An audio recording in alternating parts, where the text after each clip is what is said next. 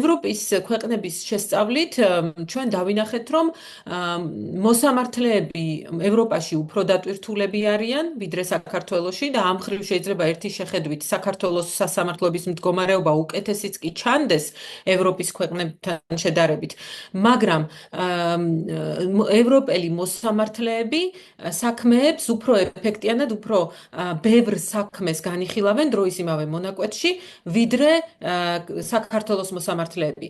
ანუ სხვაგვარად რომ ვთქვათ, უფრო დატვირთული ევროპელი მოსამართლე, უფრო ნაკლები ნაშთით მუშაობს, ასე ვთქვათ, უფრო მეტი საქმის განხილვას ახერხებს, ვიდრე ნაკლებად დატვირთული ქართველი მოსამართლე, რომელსაც ძალიან ბევრი საქმე განუხილველი რჩება წლის განმავლობაში, იმიტომ რომ ვერ უმკლავდება. მიუხედავად იმისა, რომ საქართველო არ არის ევროკავშირის წევრი ქვეყანა, სასამართლოების ეფექტიანი მუშაობის სტანდარტები მოქმედებს ევროსაბჭოს დონეზე, რომლის წევრიც ჩვენ ვართ.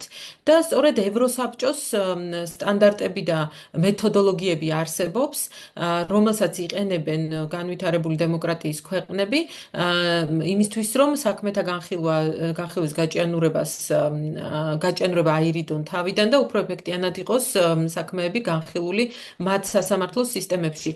საქართველოს აქვს ეს ვალდებულება იყოს შესაბამისობაში ევროსაბჭოს ამ სტანდარტებთან და მეთოდოლოგიებთან, რომელიც სამწუხაროდ არ სრულდება. საქართველოში არ არსებობს ერთიანი სისტემა, რომელიც პერიოდულად, რეგულარულად წელიწადში ერთხელ მაინც დააიდენტიფიცირებდა გაჭიანურების მიზეზებს და შემდეგ ამის მოგვარების ზომებს მიიღებდა.